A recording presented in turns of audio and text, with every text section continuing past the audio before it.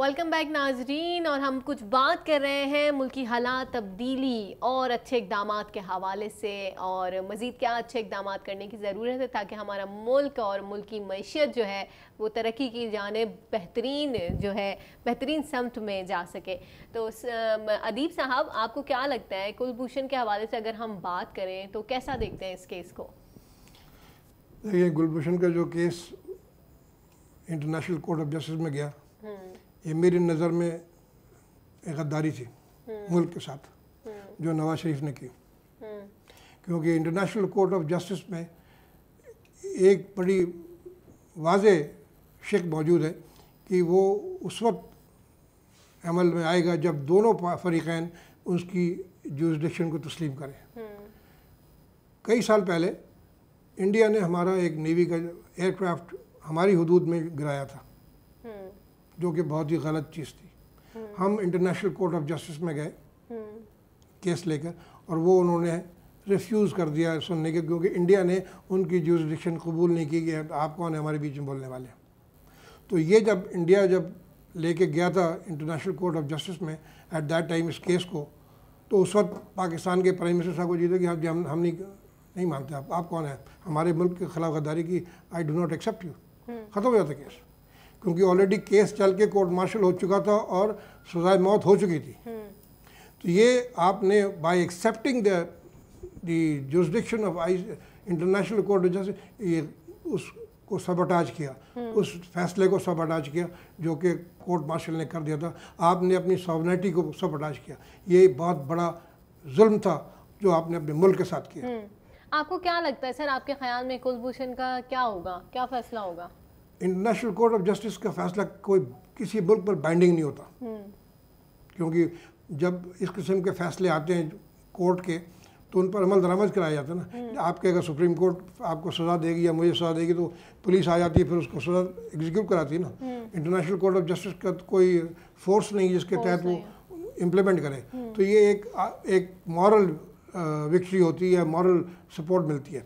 तो इसलिए जो भी फैसला आता है इनका, इसका कोई असर रसूख नहीं होगा। लेकिन मैं ये समझता हूँ कि फ़ैसला ऐसा नहीं आएगा कि आपके सपोर्ट में आएगा कि हाँ आपने जो केस लड़ा आपने सही लड़ा और कुलभूषण को आप सजाए मौत दे दें। ऐसा फैसला नहीं आएगा, और नहीं ऐसा फैसला आएगा कि जो कहेंगे नहीं जी उसको आप छोड़ दें, आप बिकॉज उनकी अपनी सुबकी हो जाएगी अगर हम उनकी बात में नहीं मानते। सो ये बड़ा गोल मोल सा पोलिटिकल डिप्लोमेटिक सा एक फैसला होगा। लेकिन सर आपका तज्जिया, आपकी सोच क्या कहती है कि क्या होना चाहिए? मतलब आप कहाँ देखते हैं इस मामले को? He should be hanged. Simple as that. तो सर ऐसा तो फैसला हमें नहीं लगता कि नहीं, उनके फैसले से अब आपके अपने कोर्ट मार्शल ने, बिकॉज ही देखे सुने मेरी बात सुने he is a serving naval officer. तो जब ये चीज़ समझने की है, as a serving naval officer या सर्विंग आर्मी ऑफिसर इंटरनेशनली जब आप किसी दूसरे मुल्क में जाते हैं तो आपके पर वही प्रिविलेजेस और वही कानून लागू होते हैं। उसको उसी कमांडर की तरीके से ट्रीट किया गया इस मुल्क में, उसको वही इज्जत दी गई और वही प्रोसीजर दिया गया जो कि अपने ऑफिसर को देते हैं, और कोर्ट मार्शल कराया गया। उनको डिफेंस भी दिया गया कि आप अपना डिफेंस लेकर आइए। सारी चीज़ें की गई जो कि एक पाकिस्तानी ऑफिसर के साथ करते हैं, वही किया। तो कोर्ट मार्शल में कोई किसी चीज़ की कमी नहीं रही, और तमाम उसको सहूलियात मुहैया की गई कि आप अपना डिफेंस पेश करें। उसके बाद ये फैसला सुनाया गया। जब ये फैसला हो गया था तो there was no need to accept international court of justice. ये मैंने पहले भी कहा कि गलत किया था। सही। अभी वही होगा, आपने फैसला सुना दिया, उसको एग्जीक्यूट कर दें। लेकिन ये समझने की चीज़ है, आपके बंदे भी वहाँ होते हैं पकड़े हुए। अभी तक हमारा कोई ऐसा नहीं है जिसने को इन्होंने रंगे हाथों पकड़ा हो। बट देर आर, जैसा कि मुशर्रफ साहब ने कहा था कि आप हमारे साथ घर में आके करते रहते हैं, हम आपके घर में करते रहते हैं। ये एक नोन फैक्ट है। हमारे इंटेलिजेंस वाले उनके यहाँ होते हैं, उनके इंटेलिजेंस वाले हमारे यहाँ होते हैं। ठीक है ना बोलना। तो ये जब पकड़े जाते हैं तो डिपेंडिंग ऑन किस स्टेज में आप कहाँ पकड़े गए वो एक्सचेंज हो जाते हैं, या उनको वहाँ सजा होती है, इनको यहाँ सजा होती है। तो इसलिए ये इसका जो लुबे लुबाव है वो ये कि जो आपने फैसला किया आप उसका अमल दरामद करें। सही। लेकिन सर हमारे यहाँ इतने केसेस को डिले क्यों किया जाता है जब सारे सबूत गवाह सब कुछ होते हैं, लेकिन फिर भी समात पे समात, केसेस पे केसेस। ये वाला मतलब तो खत्म हो गया, इसको तो कोर्ट सर मार्शल मैं दीगर की बात कर रही हूँ।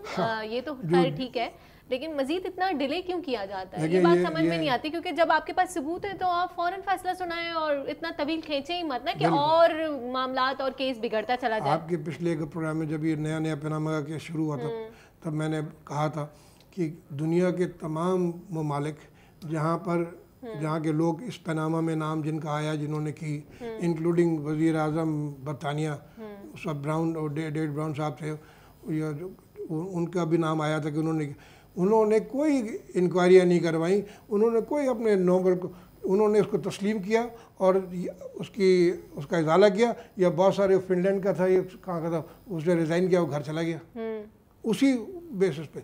It was an open and shut case, there was no need for any trial inside. ये तो हमारे यहाँ की बदनीयती और उस पर मबनी, क्योंकि हमारे यहाँ जो पार्टी सिस्टम जो है, जो डेमोक्रेसी है, हमारे यहाँ लोगों को अपना ज़मीर क्या हर चीज़ बेच चुके होते हैं। सही कह रहे हैं सर। वहाँ इंग्लैंड में चाहे वो रूलिंग पार्टी के थे, जो उनके बाकी बेंच पे बैठे हुए थे, उन्होंने कहा नहीं, हम आपके साथ नहीं, आप ये दिस इज योर केस, आप अपना सफाई पेश करें तो ठीक है, वरना हम आपको अलग करते हैं। यहाँ नहीं हुआ, यहाँ वज़ीर आज़म साहब के पीछे सब तबला बजाने खड़े हो गए कि जी ये हो गया, वो हो गया, वो हो गया।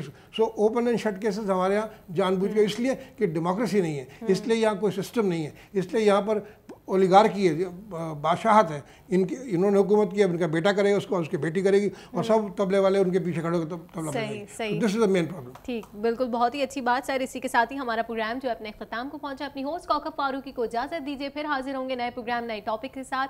अल्लाह हाफिज़।